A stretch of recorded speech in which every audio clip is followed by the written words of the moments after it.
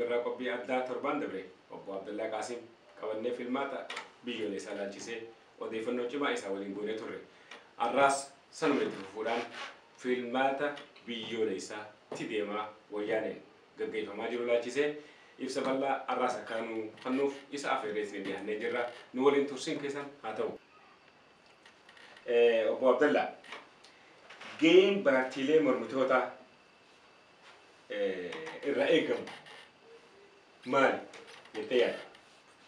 Gaheen paartii kanarraa eegamu maali tokkoffaa mootummaa wayyaaneedhaa adeemsi inni itti fayyadamu baajeta mootummaa akkaataa seera filannoo biyyoolessaatti baajeta mootummaatti fayyadamuun dhoorga. Kanaaf konkolaataatti fayyadamee baajeta hojii adeemsisaa mootummaatti fayyadameeti kan konkolaataadhaa fi mootoraa fi waa hundaan fayyadameeti kan isaan tajaajilaa jiru jechaadha. Kanaaf poolisiinis qajeelfamuu isaaniitiin silaa poolisiin abbaan seeraa manni murtiidhaa hundinuu dhimma kanarraa bilisa taaneeti filannoo qixa seera filannoo biyyoolessaa boordiin baaseen akkasitti kan geggeessuu qaban aantummaa gara mootummaa taaneeti dhiibbaadhaan geggeessaa turan. Kanaaf maal godhu qaban paartii mormitootaa tokko qaadhimamtoota taajjabdoota isaaniitii fi caasaa isaanii caasaa sabboontoota ta'an qulqulluu ta'aniin uummataan mirkaneessaa miseensa isaaniitiin mirkaneessaa qopheeffachuutu isaanirra jiraata jechaadha.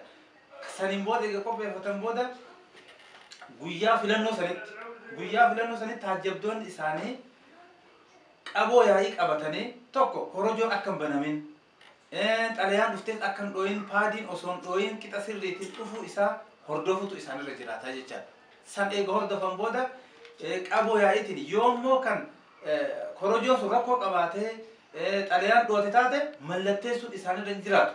Taajjabdoonni asirratti sirriitti leenjisuu fi hojii qabsiisuun daataa buufata filannoo sanirratti namoota baay'ina filamu san meeqatu arraasitti filamuu qaba jedhanii san hunda qabachuutu isaanirra jiraata. Saniin booda filannoon immoo eega xumurameen booda korojoon isaanuma duratti gannaqamee isaanuma duratti lakkaayamee paartii moote sun qaboo yaa'iitiin xalayaa kennamtu jira achitti fudhatanii kaan achitti maxxansanii fudhataniiti galuudha. Kanaaf naannoo kanarratti namoota seeraan ala as tuqaa jiru naannoo sanitti as tuqaa jee uummata doorsisu gocha adda addaa raawwatu yoo jiraate dura dhaabbachuu qaban mobaayilaanis waraabuu qaban ragaa sanada adda addaa irratti qopheessanii isaan kan saaxileessuu qaban jechaadha. Bareeda. Kana gochuu qaban. Bareeda.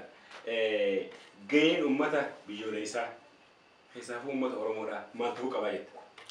Uummanni keenya tokkoffaa akkuma beekamutti kanaan dura wayyaanee jaalala yeroo tokkollee akka isaan hin fidin ni beekan. Beekaman. Ammallee filannoodhaaf jaalala wayyaaneedhaan uummanni keenya fidu. Sagaleen isaanii yeroo hunda tokko nama as tuqaa jiru firraa ittisuu irra qaban. Abbaa feetan filachuu mirga qaban jechaadha. Seera biyyattii irra waan jiruuf jecha doorsisaa fi sodaachisaa caasaa isaanii dhiisanii abbaa feetan filachuu eega filatan booda hoo sagaleen isaanii akka kabajamu hanga filannoon sun lakkaayamee boordii filannoo aanaatti galutti eeguu qaban. Bira dhaabbatanii ijaaramanii hojii hojjechuutu isaanirra jiraata. Yoommoo kan saamamu taate sagalee na dhageeffadhaa jedhanii duula hiriira bahanii sagalee isaanii dhageessisuudhaan fincila kaasuudhaan mirga isaanii kabachiisuutu irra jiraata jechaadha. Maaliif saamichi yeroo hunda waggaa 5 naanna'ee dhufee saamichi irratti geggeeffamu kun saamichi seeraan ala waan ta'eef dura dhaabbachuu qabanii irree qabanii ijaaramanii bifa bittinnaawaadhaan miti ijaaramanii tokkummaadhaan dura dhaabbatanii mirga isaanii kabachiisuutu irra jiraata jechaadha. Bareeda. Obbo Abdallaa gaafii fi deebii dheeraa si waliin goone meegaa maayyeeratti dhaamsi uummata Oromootiif qabdu yoo jiraate tirii biraatiin. Ani dhaamsi uummata keenyaaf qabu dhugaadhaa mootummaa wayyaaneedhaa humnaan qabatee ammallee humnaan malee akka gadi hin dhiifne filannoodhaan mootummaa mo'amullee akka aangoo gadi hin lakkifne ni beekama. Haa ta'u malee carraa kanatti fayyadamee uummanni keenya wal jaaree sochii diddaa gabrummaadhaa irratti mormachuudhaaf mirga isaanii eegsisuudhaaf ijaaramanii tokkummaadhaan ka'uutu irra jiraata. Bifa bittinnaadhaan yoo kan deeman taate rakkoo waan irra dhufuuf naannoo kanarratti gurmaa'ina cimaadhaan ijaaramanii ofiikoo paartii koongirensii biyyoolessaa ofiikoo filuu qaban. Mallattoon isaatis quba 5 jechaadha. Mallattoon isaa quba 5 quba 5 Oromoon gadaan shani quba shan filatanii mirga isaanii kabachiisuu qabanii jechuun uummata keenyaaf dhaamsa kana dabarsaa jecha.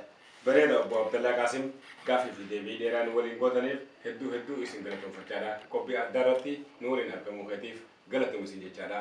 Daawwattoota TV birraa qophii addaa qabannee dhiyaannee torban kanaaf asirratti dhaabna. Qophii biraatiin hamma nuti deebinutti nagaan nu tura. Ana qopheessaa qophii addaa obbo Absalaan Miiqaatii kan kaameraan nu waliin ture obbo Abdii Jamaalii nagaan nu tura. Turseen keessa.